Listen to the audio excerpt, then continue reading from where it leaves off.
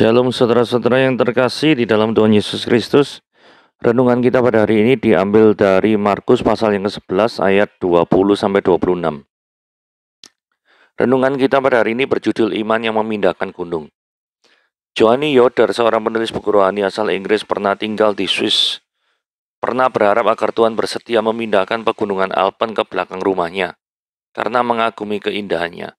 Namun ia lantas menyadari bahwa Allah melakukan hal yang lebih berarti dalam hidupnya. Allah telah memindahkan gunung kekhawatiran, ketakutan, kepahitan dari hati saya, serta memusnahkannya dengan iman saya. Ucapnya dalam bersaksi. Gunung dalam segala pesona dan keindahan alam di sekitarnya memang dapat menenteramkan hati dan menyegarkan jiwa. Namun tingginya gunung masalah memiliki efek yang bertolak belakang. Masalah dan pergumulan hidup dapat mendatangkan kekhawatiran, ketakutan, kepahitan, tawar hati, sehingga keputusasaan bagi orang yang tidak tahu cara menghadapinya, atau bagi yang mengandalkan kekuatan manusia. Namun jika orang percaya mengerti cara menghadapi gunung masalah dengan prinsip iman yang Yesus ajarkan, niscaya pengalaman iman memindahkan gunung dapat kita alami karena campur tangan Allah dalam hidup kita. Jadi, marilah kita belajar untuk bertumbuh dalam iman dan juga dalam kecapakan kita untuk menepis kebimbangan atau keraguan setiap kali kita berdoa akan suatu perkara. Yakinlah bahwa doa-doa kita memiliki kuasa karena iman kita bekerja di dalamnya, serta bertemu dengan kuasa dan kehendak Allah. Niscaya kita akan melihat betapa indahnya kehidupan kita, karena tangan Allah yang berkuasa secara nyata memindahkan, bahkan memusnahkan setiap gunung masalah dalam kehidupan kita. Bagi Allah tidak ada gunung masalah yang tidak mampu dipindahkan dari kehidupan kita. Oke, yang jadi topik pembahasan kita pada hari ini adalah ini ya. Markus 11 ayat 24 dikatakan gini. Karena itu aku berkata kepadamu, apa saja yang kamu minta dan doakan, percayalah bahwa kamu telah menerimanya, maka hal itu akan diberikan kepadamu. Permasalahannya adalah, ayat ini benar tak? Kalau benar, mengapa apa yang saya minta tidak jadi kenyataan? Ini kan ngomong, percayalah kamu telah menerimanya, maka hal itu diberikan kepadamu. Salahnya ada di mana? Oke, nanti kita bahas ya. Kita baca dulu Markus 11 ayat 20-26. Pagi-pagi ketika Yesus dan murid-muridnya lewat, mereka melihat pohon ara tadi sudah kering sampai ke akar-akarnya. Maka teringatlah Petrus akan apa yang telah terjadi, lalu ia berkata kepada Yesus, Rabi, lihatlah pohon ara yang kau kutuk itu sudah kering. Yesus menjawab mereka, percayalah kepada Allah. Aku berkata kepadamu, sesungguhnya barang siapa berkata pada gunung ini, beranjaklah dan tercampaklah ke dalam laut, asal tidak bimbang hatinya, tapi percaya bahwa apa yang dikatakannya itu akan terjadi, maka hal itu akan terjadi baginya. Karena itu aku berkata kepadamu, apa saja yang kamu minta dan doakan, percayalah bahwa kamu telah menerimanya, maka hal itu akan diberikan kepadamu. Dan jika kamu berdiri untuk berdoa, ampunilah dahulu kiranya ada barang sesuatu dalam hatimu terhadap seseorang, supaya juga Bapamu yang di sorga mengampuni kesalahan-kesalahanmu. Tetapi jika kamu tidak mengampuni, maka Bapamu yang di sorga juga tidak akan mengampuni kesalahan-kesalahanmu. Oke, sekarang kita belajar tentang pengutukan pohon ara. Gitu. Jadi, ayat 20 dan 21 dikatakan pohon ara tadi, berarti sebelumnya sudah pernah ada kejadian gitu ya, Yesus mengutuk pohon ara, itu kering sampai ke akar-akarnya. Kenapa kok sebelumnya terjadi? Tahu dari mana? Perhatikan perkataan daripada Petrus, Rabi, lihatlah pohon ara yang kau kutuk itu sudah kering. Nah, mengapa sih pohon ara ini dikutuk? Mari kita lihat ya. Ini Markus 11 ayat 12 sampai 14. Keesokan harinya sesudah Yesus, ini kejadian sebelum yang kita baca tadi. Yang kita baca tadi kan Markus pasal yang ke-11 ayat yang ke-20. Ini kejadian sebelumnya, yaitu ayat yang ke-12. Keesokan harinya sudah Yesus dan ke-12 muridnya meninggalkan Betania. Ya, ini Yesusnya lapar. Dan dari jauh dia melihat pohon ara yang sudah berdaun, ia mendekati kalau-kalau ia mendapatkan apa-apa pada pohon itu. Tetapi waktu ia tiba di situ, ia tidak mendapat apa-apa selain daun-daun saja. Sebab memang bukan musim pohon ara. Perhatikan ya, kata kuncinya di sini adalah tidak mendapat apa-apa karena memang bukan musim pohon ara. Maka katanya pada pohon itu, janganlah lagi seorang pun makan buahmu selama-lamanya. Dan murid-muridnya pun mendengarnya. Jadi ini kutukannya Yesus, yang nanti hasilnya seperti ini, bahwa pohon ara yang kau kutuk itu sudah kering. Oke, jadi kita tahu ya latar belakangnya seperti apa ya. Nah, pertanyaannya, mengapa pohon ara ini dikutuk? Salahnya apa? Gitu loh. Jadi, kan memang belum musim pohon ara. Inti cerita kan Yesus lapar, lihat pohon ara, berharap mendapatkan buah dari pohon ara, tapi tidak mendapatkannya. Kemudian Yesus mengutuk pohon ara itu, dan pohon ara itu tidak berbuah selama-lamanya. Salahnya pohon ara ini opo? Kan aneh toh. Kok rasanya apa yang Yesus lakukan ini kok kelihatan kekanak-kanakan, tidak mendapat apa yang dia inginkan, lalu ngutuk, ya kalau memang musimnya, nah ini bukan musimnya gitu loh. Nah, bagaimana cara kita mengartikan perikop ini, cerita ini? Kok agak aneh gitu loh. Saudara merasakan keanehannya kan? Nah, saudara, cerita perumpamaan cerita pohon ara tadi, itu menurut saya adalah perumpamaan yang diperankan. Nah, ini istilah perumpamaan yang diperankan ini perlu kita pahami. Artinya apa perumpamaan yang diperankan? Yaitu menggunakan kejadian sehari-hari, kejadian nyata sehari-hari, terus kejadian nyata sehari-hari itu dipakai sebagai cerita perumpamaan.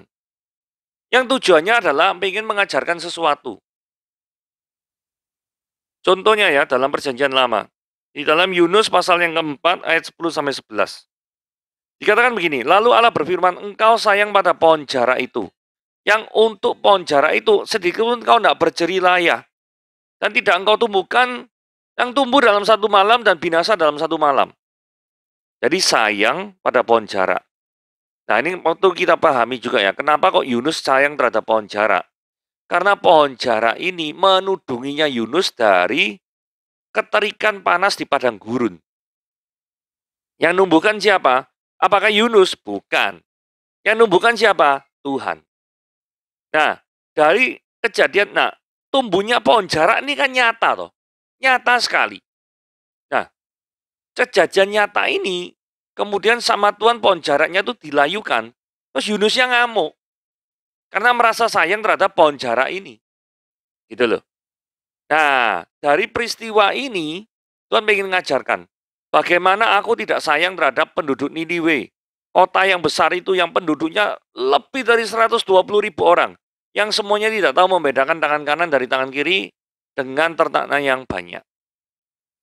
Maksudnya, Tuhan tuh pengen menyelamatkan bangsa Niniwe.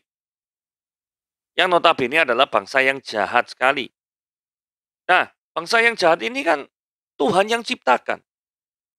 Tuhan yang tanpa penetapan Tuhan maka tidak mungkin ada kota Niniwe, ada orangnya dan lain sebagainya. Berarti Tuhan adalah penyebab daripada keberadaan orang-orang ini. Mereka adalah ciptaan Allah, kepunyaan Allah. Kan seperti itu. Jadi ada sangkut pautnya antara Allah dengan Niniwe. Sehingga sudah tidak menjadi hal yang aneh kalau misalkan Allah itu memberikan kasihnya kepada ciptaannya. Tidak aneh kan? Nah itu dianggap Yunus itu aneh. Nah kemudian Tuhan pengen ngajari pohon jara yang tidak ada kaitannya sama Yunus. Yunus saja mau sayang terhadap pohon jara itu. Gak ada kaitannya loh, tapi sayang. Nah sekarang Allah ada kaitannya sama orang-orang Niniwe, sekalipun jahat, masa tidak boleh sayang. Nah, ceritanya gitu. Itu contohnya perumpamaan yang diperankan. Ininya seperti itu. Jadi, kejadian sehari-hari digunakan sebagai perumpamaan, tujuannya untuk mengajarkan sesuatu kepada para pendengarnya. Ya, itu dulu yang perlu dipahami. Cerita kisah daripada pohon ara ini. Sekarang artinya pohon ara ini apa? Artinya ada dua macam ya. Jadi ada kemungkinan sekali gini. Markus ini, saudara kalau perhatikan ya. Ini kan Markus pasal yang 11, 12 sampai 14. Yang kita baca lagi kan ada Markus pasal yang 11 ayat 20 dan 25. Nah, di antara daripada kedua cerita itu, kedua cerita pohon ara itu diselipi cerita tentang peristiwa penyucian bait Allah. Yang Yesusnya marah membalikan daripada meja-meja penukar uang dan pedagang-pedagang merpati itu ya. Nah, jadi ada kaitannya kemungkinan pohon ara ini, cerita pohon ara itu dengan penyucian bait Allah. Kaitannya seperti apa? Artinya seperti apa? Artinya kayak gini ya. Bait Allah itu digambarkan Yesus seperti pohon ara yang hanya berdaun lebat tetapi tidak berbuah. Jadi bait Allah itu memang kelihatannya megah, banyak aktivitasnya, aktivitas kerohanian, ritual keagamaan, tapi penuh kebrengsekan. Kenapa kok penuh kebrengsekan? Ingat cerita penyucian bait Allah tadi. Di dalam bait Allah ada mafia ternak. Tahu mafia ternak ya? Jadi orang itu kan bawa hewan penebusan, kemudian imamnya mereksa. Oh, imamnya langsung ngomong, hewanmu tidak layak pakai beli hewanku. Nah, otomatis orang pendatang ini kan tidak mungkin pulang ke negerinya. Terlalu jauh. Otomatis mau tidak mau beli daripada hewan itu. Itu sebabnya karena pendatang ada meja-meja penukar uang, money changer. Kemudian hasil harganya di-up. Nah, ini mafia ternak ini. Ada di bait Allah. Itu sebabnya bait Allah dikritik penuh dengan kebrengsekan. Kalau penafsiran ini benar, maka pengutukan dan penghancuran pohon ara tadi kan kering. Nah, itu adalah digenapi pada saat orang-orang Romawi di bawah pemerintahan Jenderal Titus, kaisarnya Vespasianus, itu menghancurkan bait Allah tahun 70 Masehi. Oke? Itu penafsiran model pertama seperti itu. Penafsiran model kedua, yang dimaksud pohon ara itu siapa? Pohon ara adalah orang Yahudi. Loh, kenapa kok tiba-tiba pohon ara itu orang Yahudi? Karena memang ada 3 ayat dalam perjanjian lama yang mengatakan orang Israel atau orang Yahudi itu memang digambarkan sebagai pohon ara. Contohnya ini ya, Hosea 9 ayat 10. Seperti buah-buah anggur di padang gurun aku mendapati Israel dahulu. Seperti buah sulung sebagai hasil pertama pohon ara, aku melihat nenek moyangmu, Israel ya. Oke, Yeremia 8 ayat 13. Tiada pohon ara pada buah ara. Oh, ini kasusnya persis sekali kalau Yesus itu ya. Dan daun-daunan sudah layu. Sebab itu aku menetapkan bagi mereka orang-orang yang melindas mereka. Dan ini Yesus kasusnya, Yehova kasusnya berbicara tentang Israel. Mika 7 ayat 1 dikatakan, tidak ada buah anggur untuk dimakan, atau buah ara yang kusukai. Jadi memang bangsa Israel, orang Yahudi itu memang diibaratkan dengan pohon ara, itu sudah terkenal setidaknya ada 3 ayat dalam perjanjian lama ini. Jadi Israel itu memang hebat. Bangsa pilihan ditandai dengan sunat, mempunyai hukum Taurat, mereka punya bait Allah, punya imam-imam, punya tokoh-tokoh agama lain, punya Sanhedrin, mahkamah keagamaan, mempersembahkan korban-korban kepada Allah, tetapi bagaimanapun mereka tidak beriman kepada Yesus. Karena itu mereka tidak punya kebenaran, tidak punya kasih yang sejati, baik kepada Allah maupun kepada manusia. Jadi arti daripada perumpamaan pohon ara itu seperti itu. Nah, sekarang kita lihat, Yesus jawab mereka. Kan ayat 22 ini kesambungan dari ayat 21. Ayat 21-nya masih ingat ya? Kan Petrus ngomong, pohon aranya yang kau kutuk sudah menjadi kering. Terus hubungannya pernyataan Petrus, pohon ara yang ini sudah kering, dengan jawaban Yesus, percayalah kepada Allah. Hubungannya apa? Kan agak membingungkan kan ya? Nah, kalau kita sudah mengerti perumpamaan pohon ara itu merujuk bait Allah, maka ini lebih bisa kita mengerti antara jawaban Yesus, hubungannya dengan perumpamaan pohon ara ini apa? Jawabannya gini ya. Jawaban Yesus kan merujuk pada orang Yahudi yang memiliki bait Allah, tetapi tidak memiliki kepercayaan kepada Yesus sebagai Allah. Mereka menolak Yesus sebagai Mesias.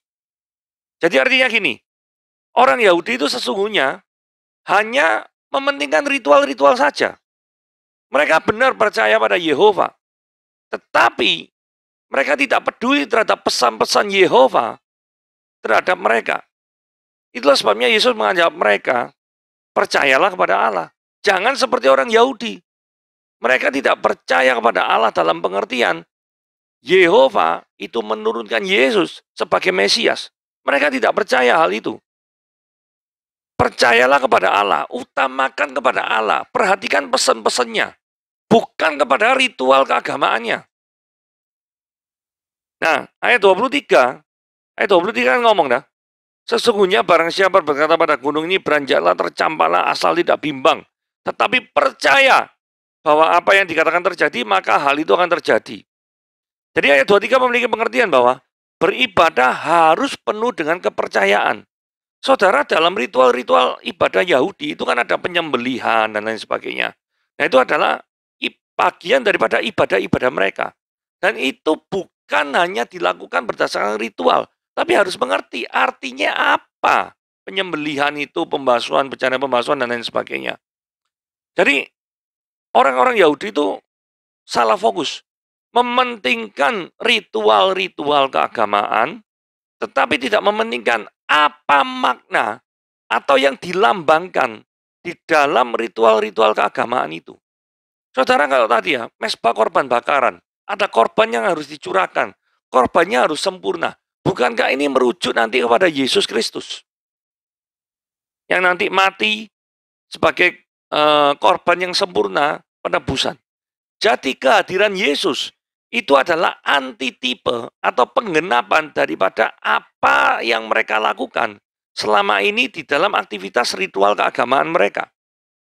Nah, posisi seperti ini mereka tidak bisa melihat atau tidak bisa menghubungkan. Itulah sebabnya Yesus ngomong, percayalah kepada Allah. Kalau engkau tidak beriman kepada Tuhan, maka sia-sia semua ritual-ritual keagamaanmu. Oke?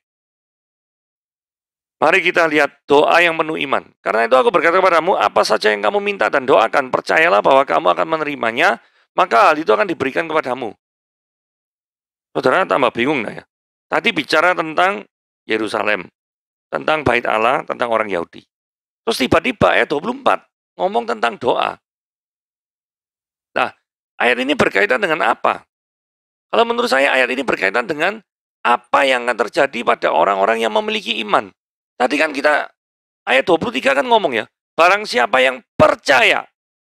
Nah, berarti di sini kita katakan bahwa oh, ternyata orang-orang yang percaya itu bukan akan ya, orang yang percaya itu pasti memiliki iman. Dan orang yang beriman kalau meminta segala sesuatu, Tuhan akan memberikan. Jadi kaitannya gitu. Antara hubungan ayat 23 dan 24 seperti itu. 23 sekali lagi berbicara tentang kepercayaan. Percayalah, gunung ini pindah maka pindah. Percaya, yang ditekankan kata percaya.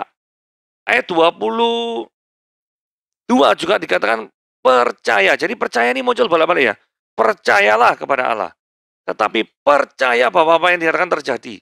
Kemudian ayat 24 dikatakan percayalah. Saudara, kalau di dalam umat Yahudi, sastra umat Yahudi, kalau diulangi kata-katanya itu sampai 3 kali, itu namanya majas tautologi, pengulangan. Itu artinya extremely, very, very important. Jadi percaya ini menjadi sentral. Oke? Nah, sekarang pertanyaannya gini, apa memang benar? Kalau percaya, maka apa saja yang kita minta, apa saja, ini loh kata-kata nih, apa saja yang kita minta dan doakan, maka akan diberikan. Ini kan jadi temanya ini kan. Yang apa namanya, awal ini toh. Markus 11 ayat 24. Karena perasaan kita berdoa pun, kadang-kadang kita tidak mendapat, bukan kadang-kadang, kadang sering kali kita mendapatkan apa yang tidak kita minta. Atau kita tidak mendapatkan apapun.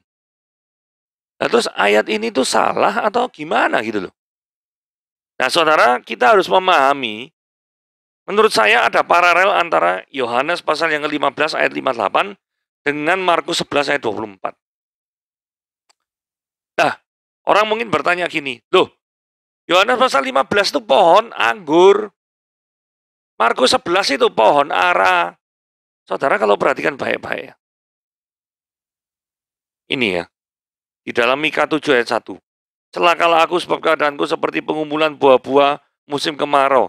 Seperti pada pemetikan susulan buah anggur. Tidak ada buah anggur untuk dimakan. Kemudian apa? Atau buah ara yang kusukai. Jadi memang bangsa Israel, entah itu dilambangkan dengan buah anggur atau dilambangkan dengan buah ara. Saudara, kalau kita perhatikan Hosea 9 ayat 10 juga dikatakan, seperti buah-buah anggur di padang gurun, aku mendapati Israel dulu. Jadi Israel diumpamakan padang gurun. Seperti buah sulung, hasil pertama pohon ara, aku melihat nenek moyangmu, Israel juga. Jadi, kedua pohon ini, anggur dan ara, itu seringkali sebagai ilustrasi atau metafora daripada bangsa Israel. Jadi kalau kita melihat padanannya di ayat yang pasal yang ke-15 ayat 58, itu tidak kebetulan sama sekali. Apalagi di ayat ke-8 dikatakan begini, dalam hal inilah Bapakku dipermuliakan, yaitu jika kamu berbuah banyak dan demikian kamu, ayat 7, jikalau kamu tinggal di dalam aku dan firmanku tinggal di dalam kamu, ini ya, mintalah apa saja yang kamu kendaki, kamu akan menerimanya. Saudara perhatikan baik-baik ya.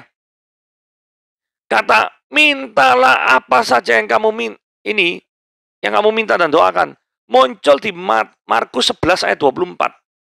Jadi frasa ini muncul 2 kali. Ya. Jadi frasa ini muncul 2 kali. Nah, jadi ini ya. Markus 11 ayat 24 dan Yohanes 15 ayat 7 ada kesamaan frasa. Mintalah apa saja yang kamu kehendaki.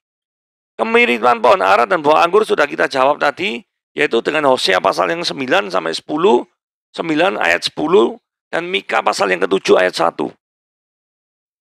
Nah, pertanyaannya menjawab tadi ya, apakah apa saja itu berhubungan dengan apapun yang kita mau? Jawabannya tidak. Karena ada syaratnya. Jikalau kamu tinggal di dalam aku, dan firmanku tinggal di dalam kamu. Jadi kalau permintaan Anda tidak selaras dengan firman Tuhan, dan Anda tidak hidup di dalam Yesus, maka Anda tidak bisa mintalah apa saja yang kamu kendaki, kamu akan menerimanya. Tidak bisa seperti itu. Jadi seringkali ayat-ayat Markus 11 ayat 24 sering disalah mengertikan. Sudahlah, pokoknya percaya kamu menerima, percaya kamu menerima. Lupa ditanya, apakah Anda sudah di dalam firman atau belum yang diminta itu? Jangan-jangan apa yang Anda minta itu memenuhi hawa nafsumu. Sehingga kalau apa yang Anda minta memenuhi hawa nafsumu, yang terjadi adalah Anda tidak pernah mendapatkan apa yang Anda minta. Karena apa? Yohanes 15 ayat 58, terutama ayat 7 dikatakan, jikalau kamu tinggal di dalam aku dan firmanku tinggal di dalam kamu. Itu syaratnya supaya minta apa saja yang kamu kendaki, kamu akan menerima. Saudara paham hal ini? Nah, kalau kita lihat ayat 8, sebenarnya yang diminta itu berhubungan dengan apa sih? Berhubungan dengan ini ya.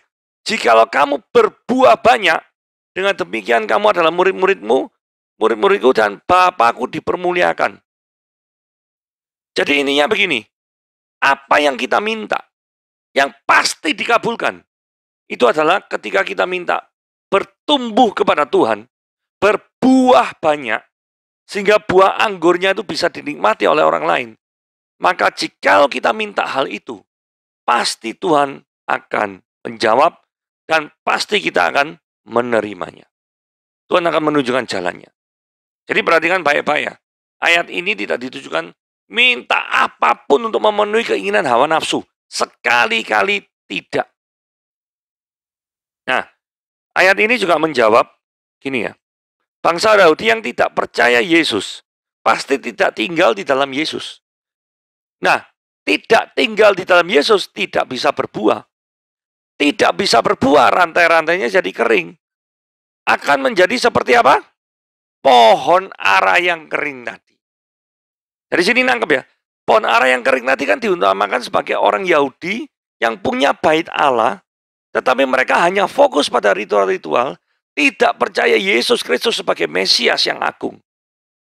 Itulah sebabnya kenapa Yesus menjawab di ayat 22 tadi apa? Percayalah. Percaya ambil apa? Percaya Yesusnya adalah Mesias. Jadi ilustrasi perumpamaan Yohanes 15 ini sangat membantu pengertian kita untuk mengerti Markus pasal yang 11 ayat 24. Jadi doa yang penuh iman itu harus dikaitkan dengan doa yang isi permintaannya beriman pada apa? Akan berbuah banyak. Nah, pertanyaannya adalah, memangnya ketika Anda minta dalam doa-doamu, itu Anda minta bahwa Anda akan diberkati secara materi, atau Anda minta do the best for the glory of God, berbuah banyak sepenuhnya untuk kemuliaan Tuhan? Mana yang Anda doakan? Nah, kalau Anda yang doakan itu kebanyakan daripada kepentingan pribadi, terus-menerus Anda berdoa untuk kepentingan pribadi, ya Anda heran kalau Tuhan tidak pernah jawab Anda. Sekalipun Anda ngomong, oh aku beriman sesuai dengan firman Tuhan, aku beriman maka akan mendapatkannya. Aku akan beriman seolah-olah menerima, maka aku pasti akan menerima. Saudara, ini kaitannya dengan memperlebar kerajaan surga. Kalau permintaan saudara untuk memperlebar kerajaan surga, Tuhan pasti akan mengabulkan. Jangan khawatir, karena ini adalah janjinya. Dan jikalau kamu tinggal di dalam aku dan firmanku tinggal di dalam kamu, maka Tuhan pasti akan mengabulkan doa-doa kita. Ini adalah janji Tuhan. Oke? Jadi sekarang kita sudah mengerti ya, Markus pasal 11 ayat 24 artinya seperti apa. Jadi jangan sampai salah tafsir, salah menggunakan ayat ini untuk diajarkan sama orang lain dan untuk kepentingan hawa nafsu kita. Oke, Tuhan Yesus memberkati.